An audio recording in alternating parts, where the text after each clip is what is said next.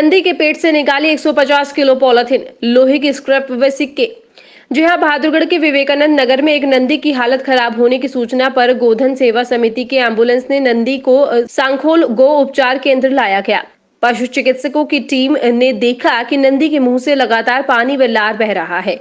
उन्होंने देखा कि नंदी के पेट का सारा दबाव उसकी छाती पर आ रहा है तथा उसको सांस लेने में काफी परेशानी हो रही है। इसके बाद नंदी का ऑपरेशन किया गया। ऑपरेशन में नंदी के पेट से 150 किलो पॉलिथीन, लोहे का स्क्रैप व सिक्के निकले। इसके पश्चात पशु चिकित्सक डॉक्टर राहुल भारद्वाज ने उनकी टीम के VLTA रविंद्र कुमार, रमेश, कृष्ण व ओम प्रकाश के सहयोग से नंदी का ऑपरेशन शुरू किया। करीब 5 घंटे चले इस सफल ऑपरेशन में नंदी के पेट से 150 किलो पॉलिथीन, लोहे की स्क्रैप व सिक्के निकले। इस तरह नंदी की जान बचा ली गई।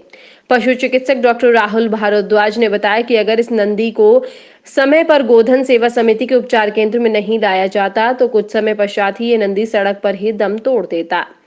गोवंश की आंतों में फंस जाती है पॉलिथीन, तिल तिल मरते हैं गोवंश। जी हाँ, पशु चिकित्सक डॉक्टर राहुल भारद्वाज ने बताया कि पॉलिथीन तो गोवंश की आंतों के लिए इस कदर जानलेवा है कि इन्हें तिल तिल मारने जैसा काम करती हैं।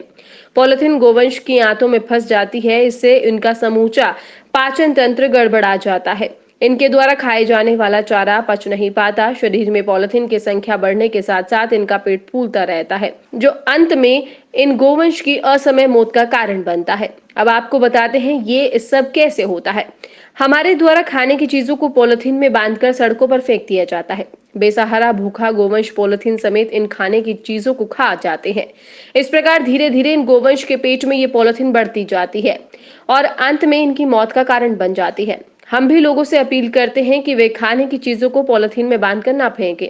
पॉलिथीन के प्रयोग को अपने जीवन में पूरी तरह बंद कर दें। इसके अलावा बेसहारा गोवंश के लिए हम सभी को हरे चारे की व्यवस्था करनी चाहिए ताकि भूखे बेसहारा गोवंश कूड़ा करकट व पॉलिथीन खाने को विवश ना हो। बता दें कि प्राचीन समय से ही हमारे देश में हर घर में पहली रोटी गोवंश की बनाई जाती थी, परंतु धीरे धीरे हम अपनी इस परंपरा को भूल रहे हैं। अगर हर घर से एक रोटी गोवंश के लिए निकाली जाए तो बेसहारा गोवंश भूखा ही नहीं रहेगा। दोस्तों, मैं डॉक्टर राहुल भारद्वाज गोधन सेवा समिति सांखोल केंद्र से। आप देख रहे हैं आज ये गोवंश विवेकानंद नगर से हमने रेस्क्यू किया था।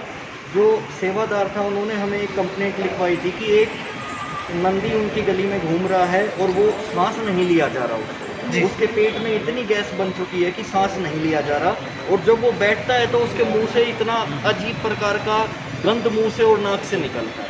तो हमारे जो फील्ड का जो हमारा असिस्टेंट था उसने जाके चेक किया। उसने देखा कि इसके पेट में अफारे का कारण है, इसके पेट में ज़रूरत से ज़्यादा पॉलीथीन की मात्रा था, जिसकी वजह से पेट इतना फूल चुका था, गैस बार बार बन रही थी, ना ही गोबर पास हो रहा था इसका और ना ही ये ढंग से बैठ पा रहा था, क्योंकि पेट में ज़्यादा पॉलीथीन होने की वजह से इसके फेफड़ों पे दबाव बन रहा था, जिससे सांस लेने में तकलीफ हो रही थी। तो उन्होंने तुरंत एम्बुलेंस बुला के हमें हमारे केंद्र पर नंदी को पहुंचाया।